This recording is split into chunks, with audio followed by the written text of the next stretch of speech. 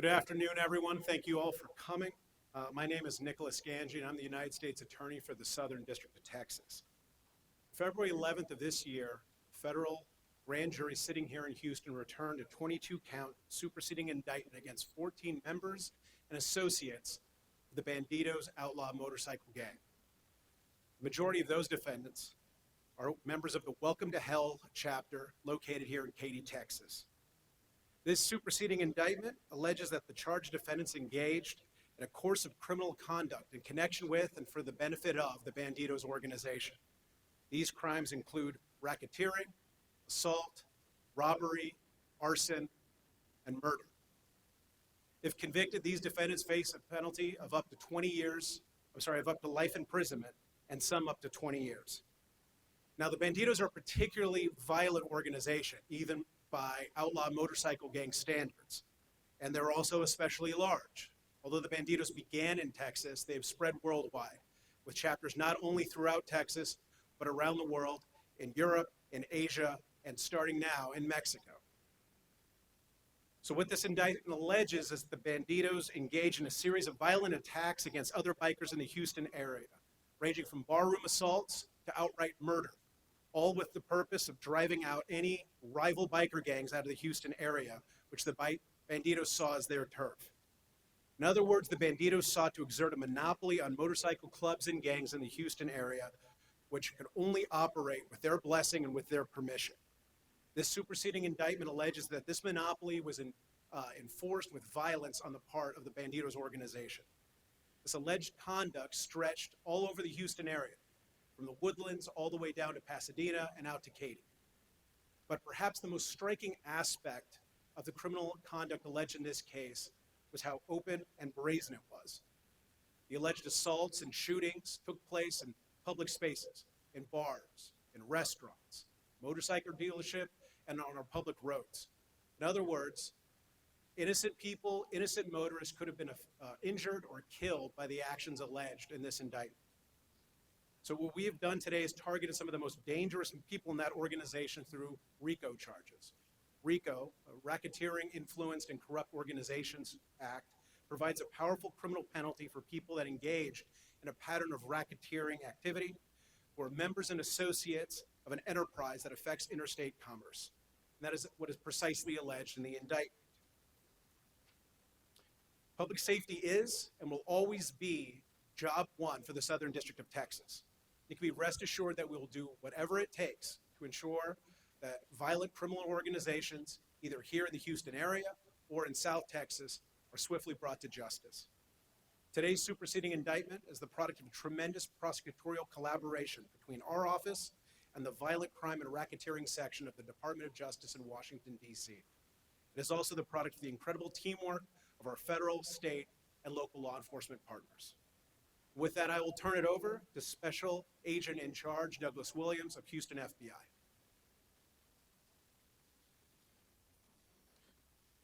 Good afternoon. Thank you, sir. Appreciate that. Before I'd like to start my comments, I'd like to thank all of my partners who stand with me here today, shoulder to shoulder, in this truly team effort to combat the Bandidos. And again, my name is Doug Williams. I'm Special Agent in Charge of FBI Houston. This morning's arrest of 10 members from the Bandidos outlaw motorcycle gang has been more than 6 years in the making. Yep, you heard that right. This morning's takedown is the result of more than 6 years of steadfast work, dedication, and collaboration between law enforcement partners standing with me here today. Our efforts have paid dividends in the form of numerous federal murder and racketeering charges against the Bandidos. I'd especially like to thank our partners at the Texas Board of Criminal Justice Office of Inspector General for their efforts in bringing this case to the federal court system. Alongside our federal, state, and local partners, we've dealt a significant blow to an extremely violent chapter of the Bandidos outlaw motorcycle gang operating here in our region. Over the past 6 years, a vicious turf war between the Bandidos and the Beast outlaw motorcycle gangs has threatened Houstonians in a very public way. As part of the conflict, the Bandidos' national leadership allegedly put out a smash on-site order against the Beast members. That order essentially gave Bandidos a green light to violently assault and even kill Beast members on site. As a result of over half a decade, our team of agents and task force officers has responded to highway shootouts that endangered innocent drivers, aggravated assaults in family restaurants that terrified patrons, and calculated murders that rocked the safety and well-being of our community.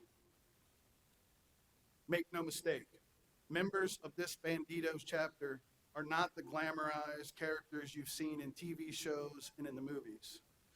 These are vicious, violent men who regularly put innocent people in life-threatening situations to further a senseless turf war. These men pride themselves on being part of a violent, reactionary force dedicated to the destruction and slaughter of a rival gang. In short, they are exactly the type of alleged criminals our team of agents and task force officers are trained to investigate and take down. In response to the serious public threat posed by the Bandidos, FBI Houston worked closely with the Texas Board of Criminal Justice, Office of Inspector General, task force officers, other law enforcement partners, and the federal prosecutors to secure RICO indictments against the Bandidos. And to put that into perspective of how serious we view this group, these RICO indictments are the first RICO indictments secured in the Southern District of Texas in over 12 years. Outlaw motorcycle gangs, like the Bandidos, often hide behind the facade of a club, but their true goal is to spread violence and intimidation, regardless of who they hurt with their crimes. Today's arrests send a stark message to other outlaw motorcycle gangs in our area. You can't outsmart us. You can't outrun us. And you're certainly not untouchable. This operation wasn't just about bringing alleged criminals to justice. It's about protecting people, families, and children who live and work in the Texas communities our law enforcement agencies standing behind me serve. Every arrest today means there's one less motorcycle outlaw on the streets terrorizing our neighborhoods with violence. We're proud of what we achieved today, but there's more work to be done. The FBI and our partners will continue to protect Texans in our community, and we will do whatever it takes to dismantle violent gangs that threaten our neighborhoods. I'd like to thank you for your time here today. I'd like to thank all of my partners who stand behind me, and I'll now turn the podium over to Regional Director Gerald Brown with the Texas Department of Public Safety.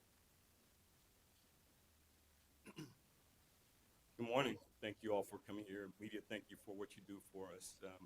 There's not a lot that I could add to what these gentlemen already said, but I will take the opportunity to thank everyone here at the podium. U.S. Attorney, welcome to Houston. Thank you for all you're doing with this case. Hey, look, there's no greater responsibility for law enforcement than that of taking care of its citizens, protecting its citizens. And this case that we had today, which was a joint collaborative effort with all the folks you see up here, all the young men and women that are out there on the streets working every day to protect the state of Texas, the citizens of the state of Texas. The folks that were arrested today is a culmination of a long-term investigation with all these agencies that you see here. Today we took some violent folks off the street. These are some of the most violent members of this outlaw motorcycle gang that we took off the streets today in an effort to make Texas safer.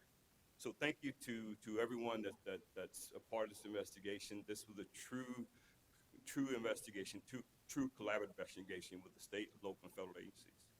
I'd like to take 1 second to thank those folks from my agency, those special agents, the troopers, the aircraft folks, the analysts, everyone that was involved, put in a lot of effort to work on this case. And finally, before I sit down, DPS is committed to making Texas safer. That's our commitment. That's our commitment to the citizens of the state that we live in. Not only we're committed to the making Texas safer, we're also committed to our law enforcement partners and our public partners. So thank you very much for your time today.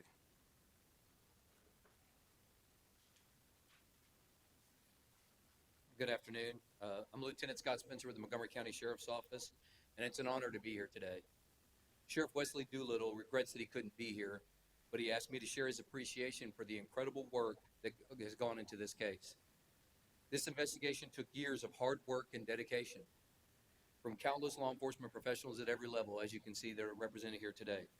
Today's indictments are proof of their commitment.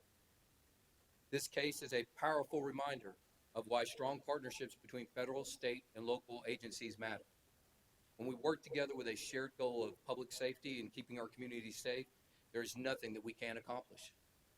On behalf of Sheriff Doolittle and the Montgomery County Sheriff's Office, I want to thank our law enforcement partners for their relentless dedication and determination in this case. We remain committed to holding criminals accountable, ensuring justice is served, and making our communities a safer place. Back over to the U.S. Attorney. Sir? Thank you all. We'll now turn it over for questions if you have any.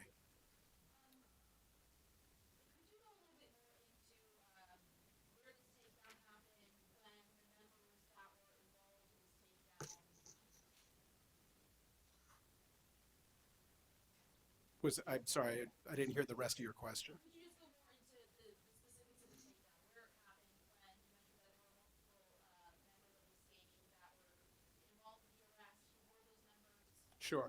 So you will all get a copy of the superseding indictment in this case that sets forth all of the members that were subject to this superseding indictment, as well as the charges against each one of those. As terms of like where they were actually arrested, it was at residences all throughout the Houston area.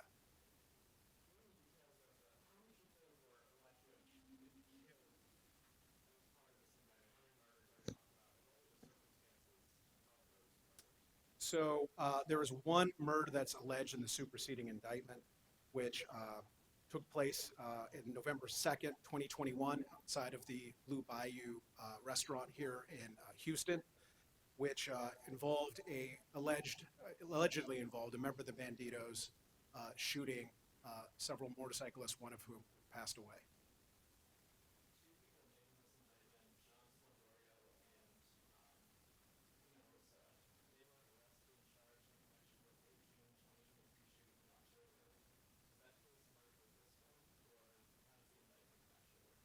Yes, this is a superseding indictment of that original attempted murder indictment, incorporating more Bandidos.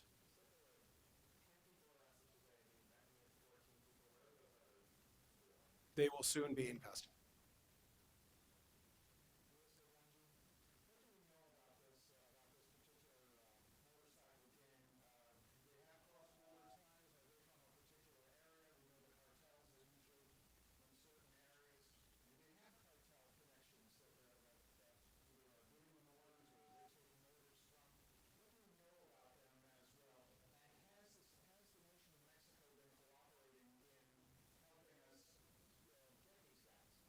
So I don't want to speak to cartel ties or Mexico's role, if any, in the investigation, but I can say that the Bandidos have a worldwide reach, including chapters in Mexico, and they are involved in drug trafficking.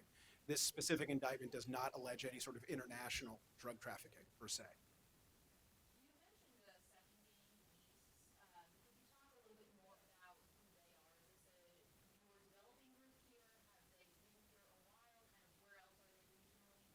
So Beast, or Brothers East, is a rival motorcycle gang of the Bandidos. They don't have the as long of a history of the Bandidos, who date back to the 1960s and were started just south of Houston in San Leon, but they are they do operate within the Houston area, and therefore they're seen as a rival of the Bandidos, and therefore the Bandidos are alleged to have committed the violent acts in the indictment to drive them out of Houston.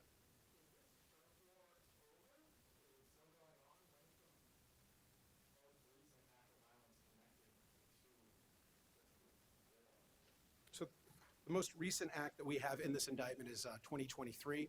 So rest assured, Southern District of Texas, if there are other acts committed by either this particular chapter, the Bandidos or the Bandidos, or any other motorcycle gang within Houston or the Southern District of Texas, we are going to be vigorously pursuing it, bringing all available charges.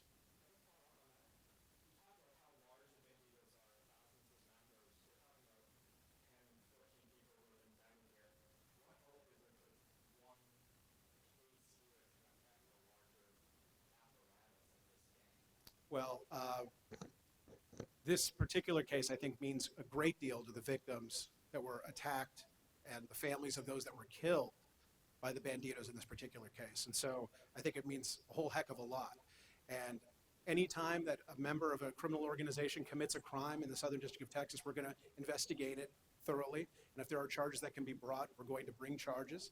In accordance with departmental policies, we're going to bring the most serious, readily provable offenses. Mr. Pfeffer is the leader of the Welcome to Hell chapter in Katy. He's the lead defendant in the superseding indictment.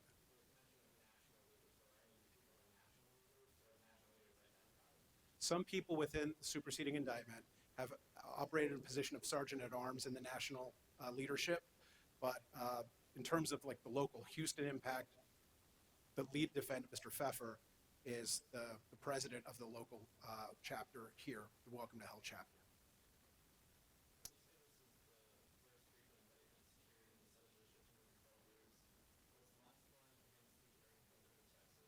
That is correct. I believe that's correct.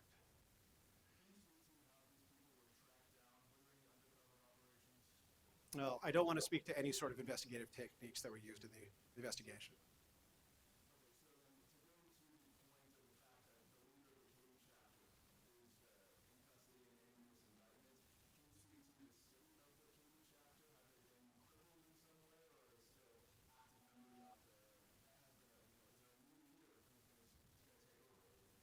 Well, we can't speak to the current state of the Katy chapter. I think, though, the fact that their president was just taken into custody this morning is probably a very sizable blow to that particular chapter and that organization as a whole as operating in the Houston area. Anything else? Today. Or, sorry, tomorrow.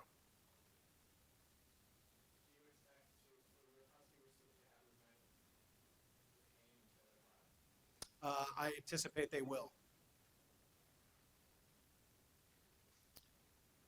All right, I don't see any further questions, so I'm going to wrap it up here. I want to thank you all for coming today. I want to again thank our excellent law enforcement partners, federally, state, and local law enforcement partners for this case that they've brought, which I think is make a real difference in the Houston community. Thank you very much.